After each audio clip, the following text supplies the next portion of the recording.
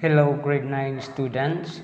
Our topic for today is all about on how to determine the nature of the roots of the quadratic equations and on how to find the sum and product of its roots. Okay, but before we proceed to our main topic for today, we are going to review first on how to solve a quadratic equation using the quadratic formula. Okay? Okay, recall that a quadratic equation has its standard form ax squared plus bx plus c equals 0, wherein a, b, and c are arbitrary constant and a must not be equal to 0. And the quadratic formula is given as x is equal to negative b plus minus the square root of b squared minus 4ac all over 2a. And the formula in finding the sum of the roots is r sub 1 plus r sub 2 equals negative b over a, and the product of the roots has the formula r sub 1 times r sub 2 equals c over a. Okay? So now, let's solve the given quadratic equation using the quadratic formula. So be reminded that before using the quadratic formula, you are going to see to it that the given quadratic equation must be written in its standard form. Okay, once you have investigated or you have checked that the given quadratic equation is already written in its standard form, that's the only time that you can use the quadratic formula. Okay, now the given quadratic equation x squared plus 3x minus 4 equals 0 is already written in its standard form, so therefore we can now use the quadratic formula. So the quadratic formula is in the form x is equal to negative b plus minus the square root of b squared minus 4ac all over 2a. So x is equal to negative b is 3 plus minus the square root of b is 3 quantity squared minus 4 times a is 1 and c is negative 4 all over 2 times a is 1. So you will now have x is equal to negative 3 plus minus the square of 3 is 9. So negative 4 times 1 is negative 4 times negative 4 is positive 16. All over 2 times 1 is 2. So you will now have x is equal to negative 3 plus minus the square root of 9 plus 16 is 25 over 2. So you have x is equal to negative 3 plus minus the square root of 25 is 5 over 2. Now, you are going to separate the plus and minus sign of positive. So you will now have x sub 1 is equal to negative 3 plus 5 over 2. So x sub 1 is equal to negative 3 plus positive 5 is positive 2 over 2. Therefore, x sub 1 equals positive 1. The other one, x sub 2 is equal to negative 3 minus 5 over 2. So x sub 2 is equal to negative 3 plus negative 5 is negative 8 over 2. Therefore, x sub 2 is equal to negative 8 divided by 2 is negative 4. So, x sub 1 is 1, x sub 2 is negative 4. So, another example. So, if we have x squared minus x minus 3 equals 0. Now, as you can see, the given quadratic equation is already in its standard form. So, we can right away use the quadratic formula. So, writing the quadratic formula, x is equal to negative b plus minus the square root of b squared minus 4ac all over 2a. So, x is equal to negative, b is negative 1, plus minus the square root of b is negative 1, quantity squared, minus 4 times a is 2, times c is negative 3, over 2 times a is 2. So, you will now have x is equal to negative times negative 1 is positive 1 plus minus the square root of negative 1 squared is positive 1. Negative 4 times 1 is negative 4. And negative 4 times 2 is negative 8 times negative 3 is positive 24 over 2 times 2 is 4. So, you will now have x is equal to 1 plus minus the square root of 1 plus 24 is 25 over 4. So, you will now have x is equal to 1 plus minus the square root of 25 is 5 over 4. Separate the plus and minus sign of 5. You will have x sub 1 is equal to 1 plus 5 over 4 is equal to 6 over 4 is equal to 6 and 4 has a common factor which is 2. So, dividing both sides of both numbers by 2, so you have 6 divided by 2 is 3 and 4 divided by 2 is 2. So, x sub 1 is 3 over 2. So, x sub 2 is equal to 1 minus 5 over 4. So, x sub 2 is equal to 1 plus negative 5 is negative 4 over 4 is equal. So, negative 4 divided by 4 is negative 1. So, therefore, x sub 2 is negative 1. Okay? So, that is on how to solve a quadratic equation using the quadratic formula. Now, after solving a quadratic equation using the quadratic formula, we are now going to determine the nature of the roots of the quadratic equation.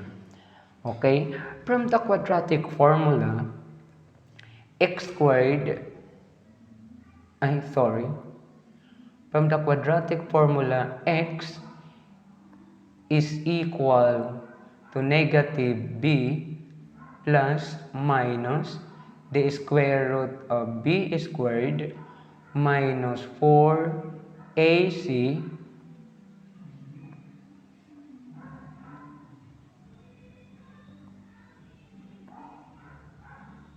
minus 4ac all over 2a. The radicand, this radicand, b squared minus 4ac is what we called the discriminant. Discriminant. Okay, it is the discriminant that determines or characterizes that determines that or characterizes the nature of the roots of the quadratic equation. Okay, so this is the discriminant,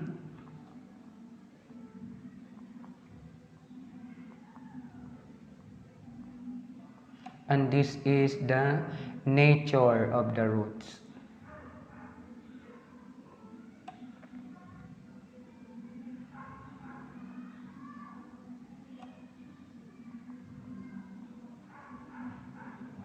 Okay, if the discriminant b squared minus 4ac is equal to 0, the nature of the roots of the quadratic equations are real, rational, and equal. If the discriminant b squared minus 4ac is greater than 0 and a perfect square, then the roots are real, rational, and unequal. Now, if the discriminant b squared minus 4ac is greater than 0 but not a perfect square, the roots are real, irrational, and unequal. And if the discriminant b squared minus 4ac is less than 0, the nature of the roots of the quadratic equations are not real and unequal. Okay, so let's review. If the discriminant b squared minus 4ac is equal to 0, the nature of the roots of the quadratic equations are real, rational, and equal. If the discriminant b squared minus 4ac is greater than 0 and a perfect square, then when we say greater than 0 and perfect square, so when we say greater than 0, the numbers are positive, and a perfect square example is 1, 4, 9, 16. You can get the square root. So if the discriminant is greater than 0 and a perfect square, the roots are real, rational, and unequal. If the discriminant b squared minus 4ac is greater than 0 but not a perfect square, when we say greater than 0, positive number, not perfect square, are 1, 2, 3, 5, 6, 7, 8, 10, 11, and so on. So their roots are real, irrational, and unequal. If the discriminant b squared minus 4ac is less than 0, when we say less than 0, the numbers are negative. So those numbers, the roots are not real and unequal. Okay, let's apply or let's find example using the example.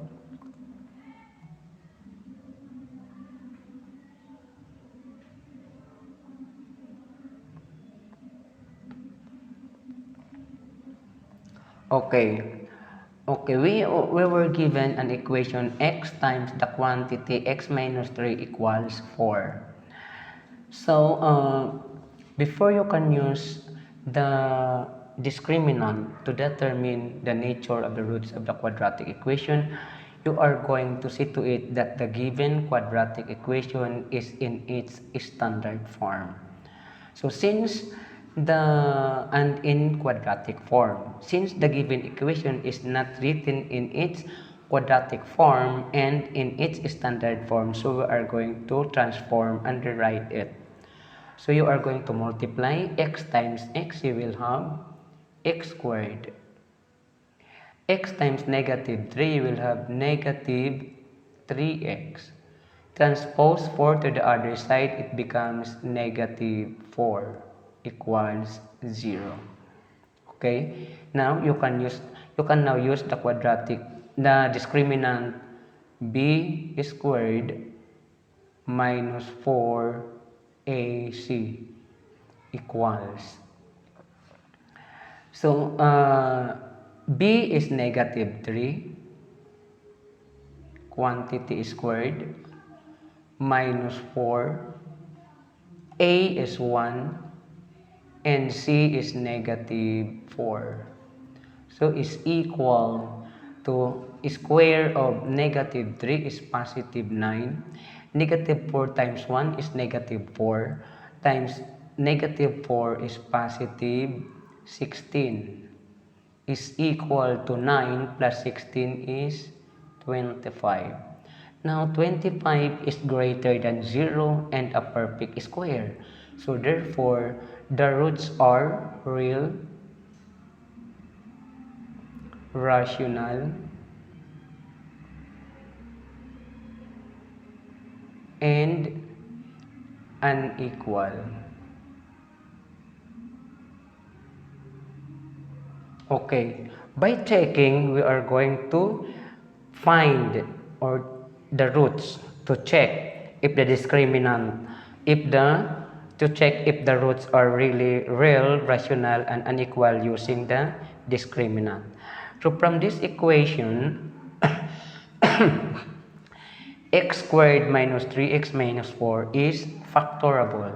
So therefore, the factors of x squared minus 3x minus 4 are x minus 4 times x plus 1 equals 0. So that if you are going to multiply negative 4 times x is negative 4x. X times 1 is x. If you are going to add, you will have negative 3x, which is the middle term. Okay?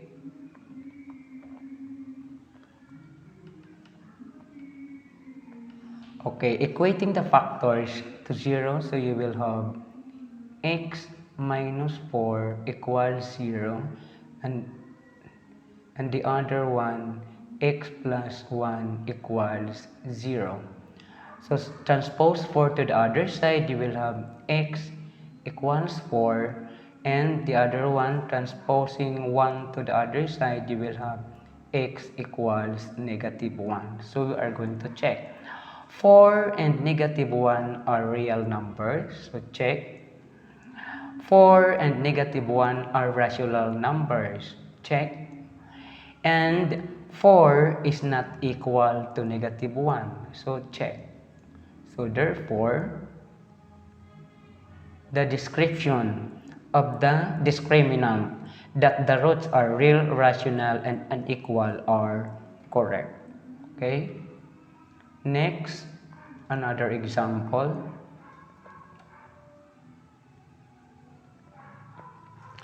Okay, we were given the quadratic equation 9x squared plus 12x plus 4 equals 0. Since the given quadratic equation is already in its standard form, so we can use the discriminant. So discriminant b squared minus 4ac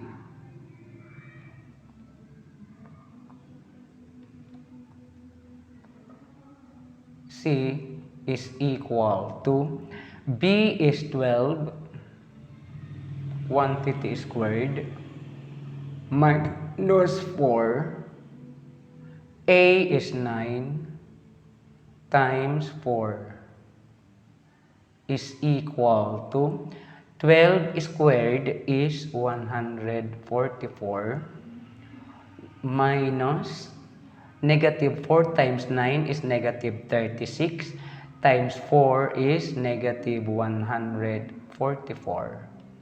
So is equal to negative 144 plus negative 144 is 0. So therefore, the roots are real, rational, and equal. Okay, we are going to check. So using this equation, 9x squared plus 12x plus 4 is a perfect square trinomial. Now, if you have a perfect square trinomial as a product, the factors are the square of a binomial. So you are just going to get the square root of the first term, the square root of the last term, and then square. So the square root of 9 squared is 3x plus the square root of 4 is 2. Then square equate is to 0. Okay, equate the factors to 0, you will have 3x plus 2 equals 0. So you will have 3x equals negative 2. Then dividing both sides of the equation by 3, you will have x equals negative 2 over 3. Therefore, x sub 1 is equal to negative 2 over 3 and x sub 2 is equal to negative 2 over 3. So we are going to check by using the discriminant. Negative 2 over 3 and negative 2 over 3 are real numbers, yes. Negative 2 over 3 and negative 2 over 3 are rational numbers. Check. Negative 2 over 3 is equal to negative 2 over 3. Yes, check. So therefore, the description of the roots of the quadratic equation using the discriminants are correct. Okay. Next, example number 3. Okay, we have x squared plus 2x equals negative 1. As you can see, the given quadratic equation is not yet written in its standard form. So therefore, we are going to write it in its standard form. So the standard form must be x squared plus 2x plus 1 equals 0. Now, the quadratic equation is already written in its standard form, so we can now use the discriminant. To the discriminant, b squared minus 4ac equals, b is 2 quantity squared minus 4, a is 1, and c is 1. Is equal, square of 2 is 4, negative 4 times 1 is negative 4 times 1 is negative 4. So is equal to 4 plus negative 4 is 0. Therefore, the roots are real, rational, and equal. Okay, we are going to check using the roots. Okay, from using the quadratic equation in its standard form. So as you can see, the equation is the perfect square trinomial. So therefore, as I said a while ago, that if the product is a perfect square trinomial, the factors are the square of a binomial. So square root of x squared, you will have x plus the square root of 1 is 1, quantity squared equals 0. Equate the factors to 0, you will have x plus 1 equals 0. Solving for x, you will have x equals negative 1. Therefore, x sub 1 equals negative 1 and x sub 2 equals negative 1. So we are going to check using the discriminant. Negative 1 and negative 1 are real numbers. Yes. Negative 1 and negative 1 are rational numbers. Yes. Negative 1 is equal to negative 1. Yes, they are equal. Okay. Next, number 4. Okay, we were given the equation x squared minus x equals 6. As you can see, the quadratic equation is not yet written in its standard form, so therefore we are going to rewrite or transform it into its standard form. So the standard form becomes x squared minus x, transpose 6 to the other side, it becomes negative 6 equals 0. Now you can now use the discriminant b squared minus 4ac equals. So b is negative 1 quantity squared minus 4 times a is 1 times c is negative 6 is equal to square of negative 1 is positive 1. Negative 4 times 1 is negative 4 times negative 6 is positive 24 is equal to 1 plus 24 is 25. Now 25 is greater than 0 and a perfect square. You can get the square root of 25, which is 5. So therefore, the nature of the roots are real, rational, and unequal. Okay, we are going to check using the roots, finding the roots. So we are going to use the equation in its standard form. So it can be factored out. So the factors are x minus 3 times x plus 2 must be equal to 0. So we are going to check. Negative 3 times x, you will have negative 3x. X plus times 2 is 2x. If you are going to add, you will have negative x, which is the middle term. So our factors are correct.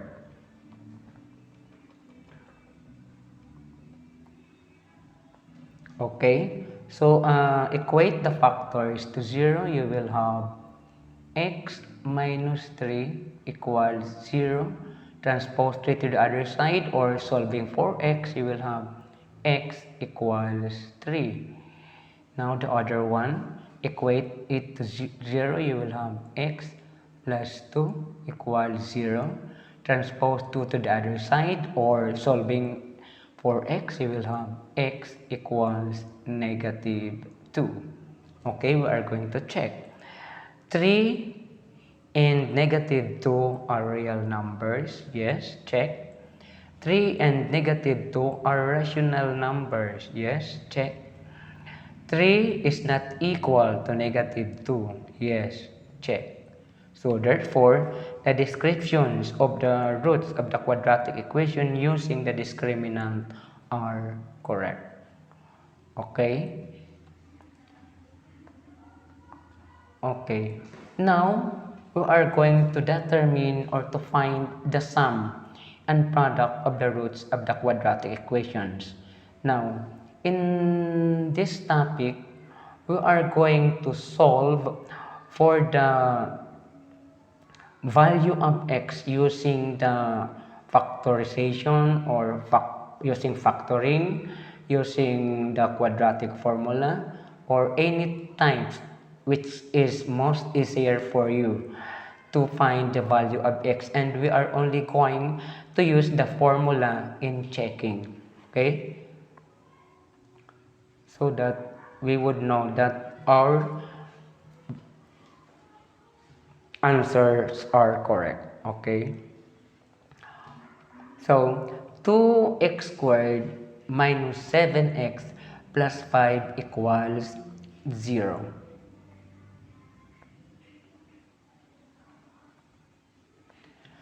So it is this is factorable.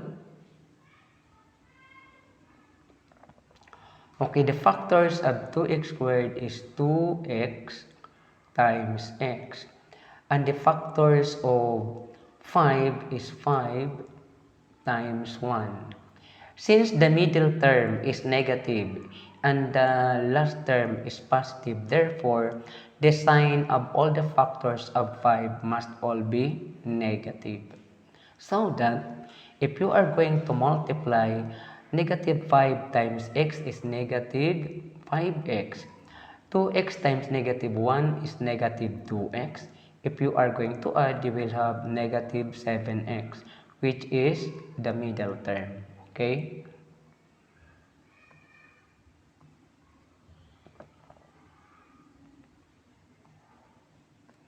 Okay.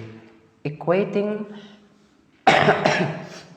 equating the factors to 0, you will have 2x minus 5 equals 0. Then transpose 5 to the other side, the equation becomes 2x equals 5.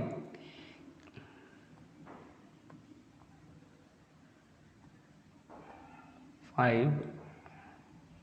Then dividing both sides the equation by 2, you will have x is equal to 5 over 2. On the other side, you will have x minus 1 equals 0.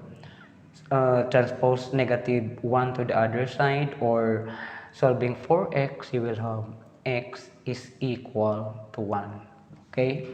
If you are going to add 5 over 2 plus 1 is equal to, LCD is 2. 2 divided by 2 is 1 times 5 is 10. 2 divided by 2 is 1 times 5 is 5, sorry.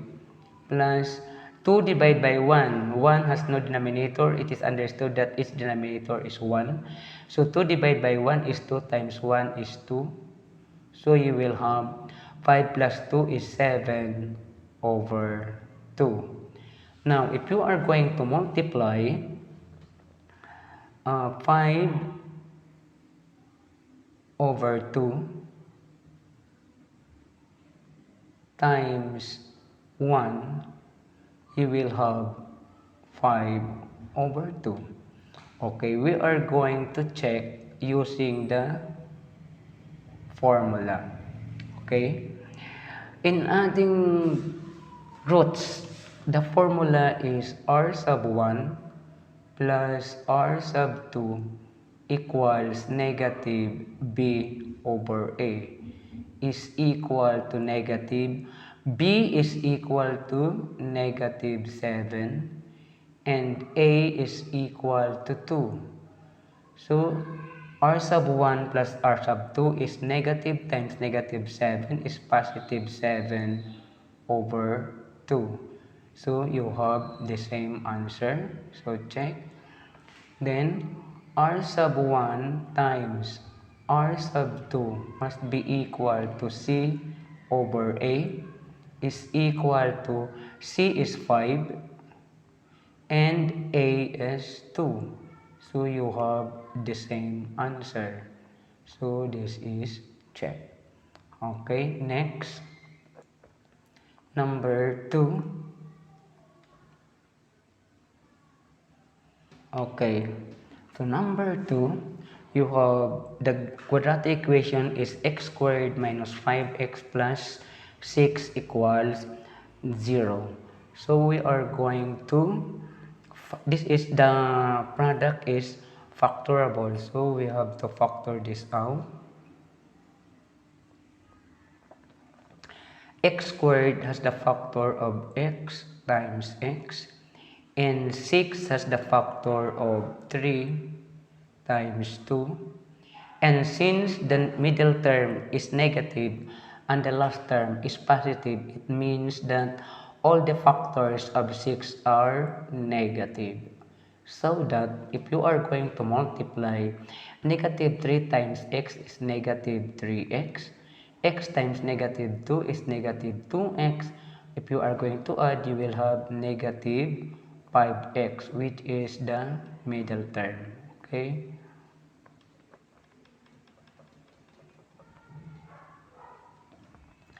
Okay, equating the factors to 0, you will have x minus 3 equals 0. Transpose negative 3 to the other side, or solving for x, you will have x equals 3.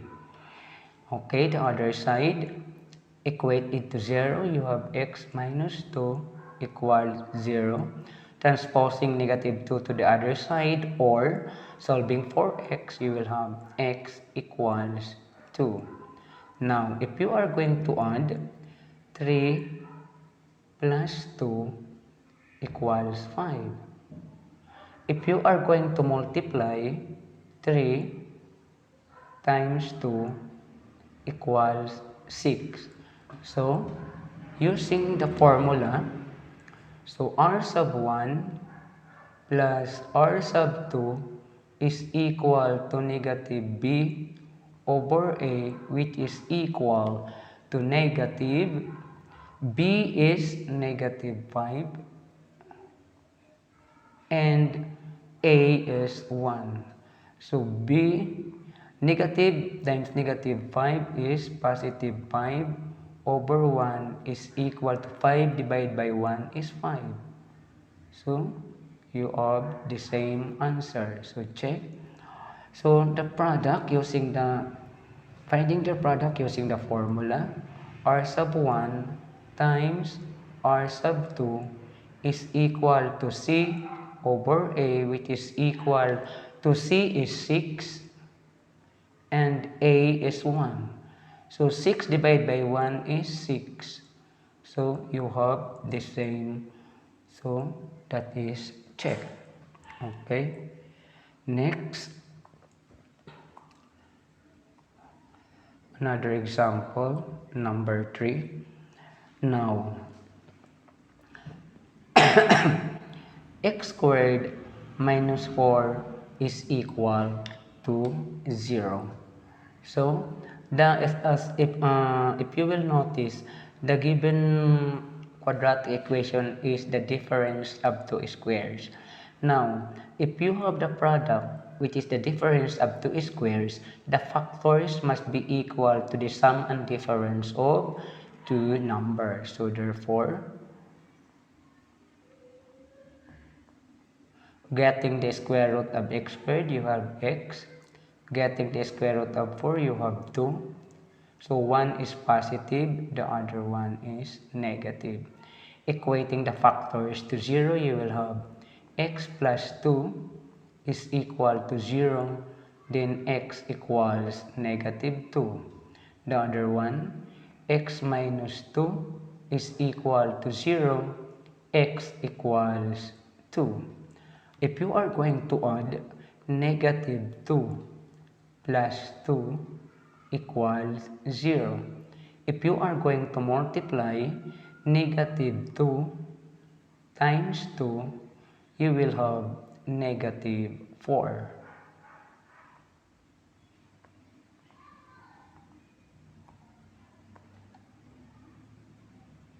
So you have negative 4.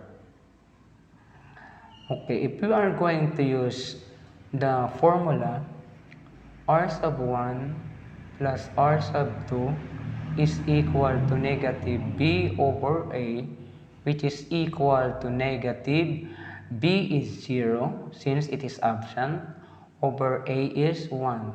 So 0 divided by 1 is 0. So you have the same. So this is checked. Then r sub 1 times r sub 2 is equal to c over a, which is equal to c is negative 4 and a is 1, is equal to negative 4 divided by 1 is negative 4. So you have the same answer. So this is checked. Another example. So we have 3x squared plus 4x minus 7 equal 0. So as you can see, the given quadratic equation is a general quadratic equation. So this is done by trial and error if you are going to use by factoring. But it would be easier for you if you are going to use the quadratic formula if you are not so familiar in factoring. But since I am familiar in factoring, so I'm going to use the equation. I will solve the equation using factoring. So this can be factored out. Okay, the factors of 3x squared is 3x times x, and the factors of 7 is 7 times 1. And since the middle term is positive and the last term of the quadratic equation is negative, therefore the factors of the greater factors of 7 must be positive and the lower factor must be negative, so that if you are going to multiply 7 times x, you will have 7x. 3x times negative 1, you will have negative 3x. If you are going to add, you will have positive 4x, the middle term. Okay? So equating the factors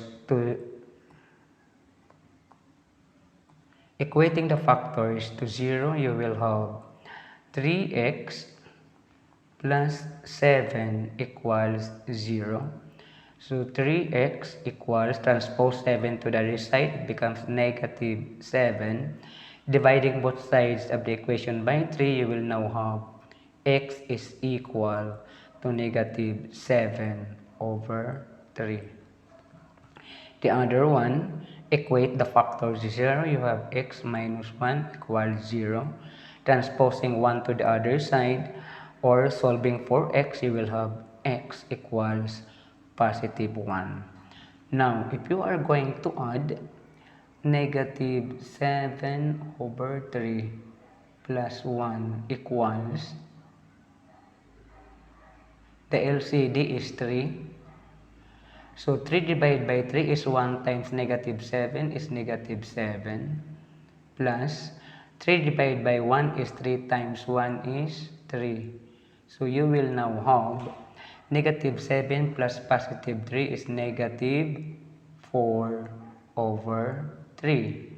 If you are going to multiply negative 7 over 3 times 1, you will have negative 7 over 3.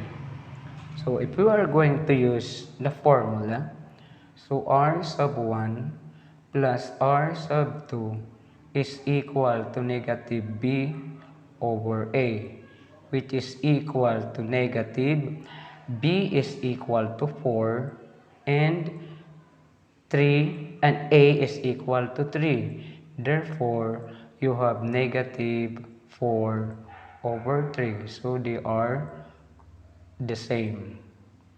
So check. So if you are going to use the formula in finding the product of the roots, so you have r sub 1 times r sub 2 is equal to c over a is equal to c is negative 7 over a is 3. So therefore, you will have negative 7 over 3. So you have negative 7 over 3. Okay, last example. Now, we have 3x squared plus 6x equals 2x minus 1. So as you can see, the given equation is not written in its standard form. So therefore, you are going to collect like terms in this case. So you will have 3x squared. Now, positive 6x plus negative 2x, you will have positive 4x. Negative 1 transposing it to the other side, it becomes positive 1 equals 0. Now, by factoring, this can be factored out. The factor of 3x squared is 3x times x. The factor of 1 is 1 times 1.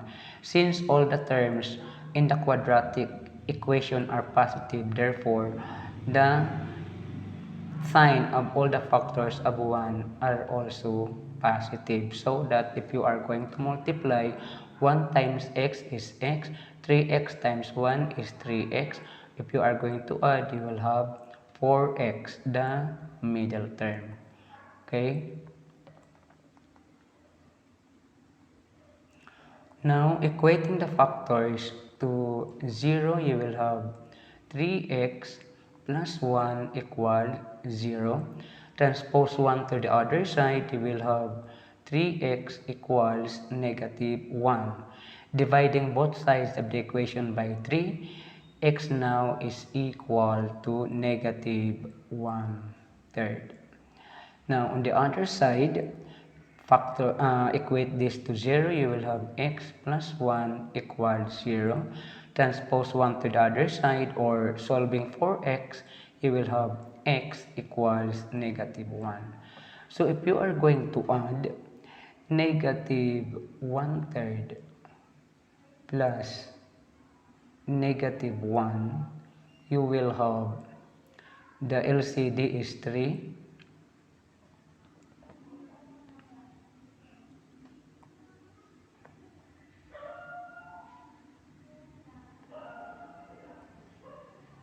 So the LCD is 3.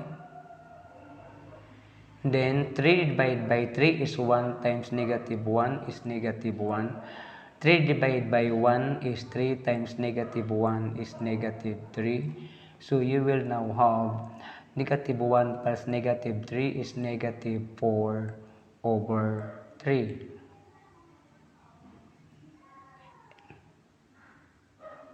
If you are going to multiply negative 1/3 times negative 1, you will have negative 1 times negative 1 is positive 1/3. So if you are going to solve it using the formula, so r sub 1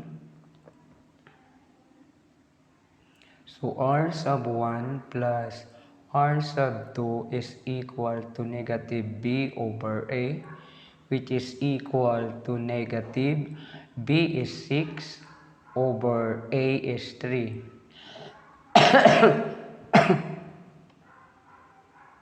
Sorry.